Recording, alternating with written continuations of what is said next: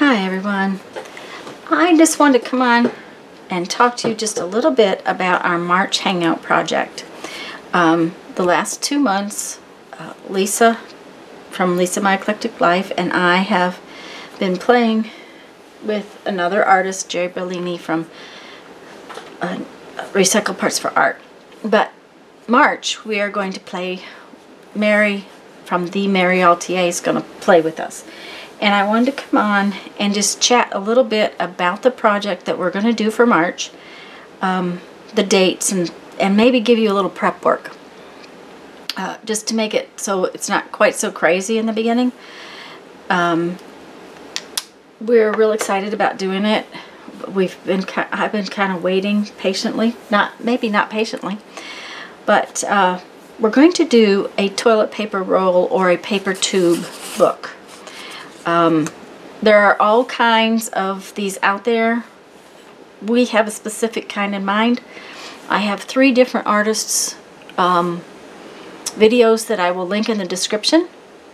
Make sure to check them out because it'll give you some sort of idea of where we're headed.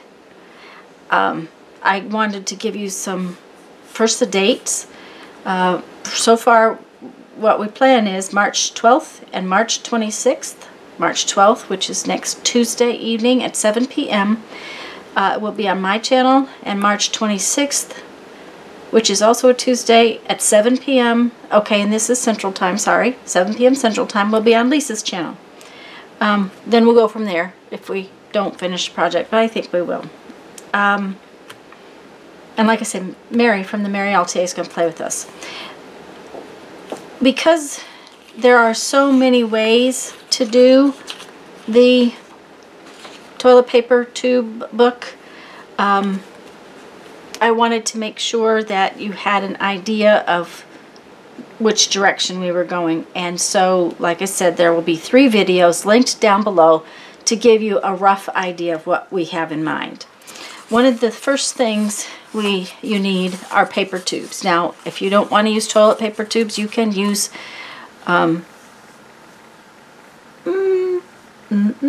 paper towel tubes. Now, if push comes to shove, you could fold cardstock into a tube. That would be alright too, but the point was to recycle. Now, when you're flattening these tubes, there is a little, let me see if I can get it up there. See, that's where it starts, and that's where it ends.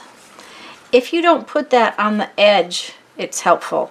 So flattening these tubes can sometimes take a little bit of effort. So you might want to use a bone folder to flatten them, or a plastic card to flatten them. I will also tell you a little secret that I saw, and I have no idea whose video I saw it in, but you can put these tubes through your Big Kick or Side Kick or Big Shot, any one of those die cutting machines, and that will flatten them. And it does flatten them very nicely. You'll want to kind of hold them in place, but see how nice it flattened them. So that's an option. But if not, you want to just spend some time with your bone folder getting them flattened as best you can. Okay? And you want, the more tubes you have, the more fun you're going to have.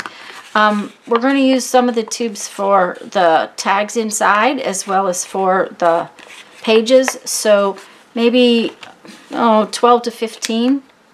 I did notice that I have a couple of different sizes. If you note there, they're sticking out. I can use these as my pages and these as something else. And you're not going to want to get this too thick because, let's see here, that's 2, 4, 6, 8, 9. That's 9 pages there. So I'll probably use about 10 pages and then use the extras for other things. Another thing you're going to want to do beforehand is possibly to get them gessoed.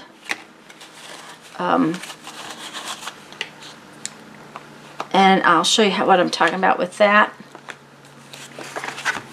And basically, I'm just talking about plain old, whatever kind of gesso you have. This is easy to get out, so we'll use that today. This is just Liquitex gesso. White paint would work if you don't have gesso. The thing of it is that this cardboard is very porous and it will suck up your paint. So rather than waste your paint, gesso is really nice.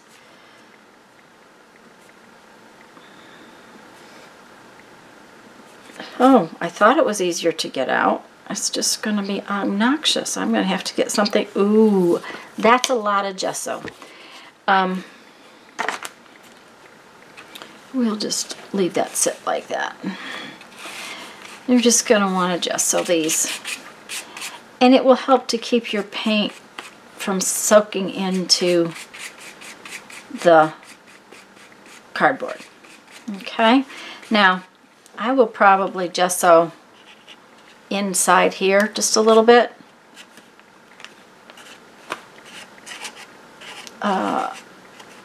Not everybody does that, but just in case it's showing, I'm not going to worry about going all the way down, but I'll probably paint inside there just a tiny bit. One end of it will not show, so you only really need to paint the inside on one end. Okay?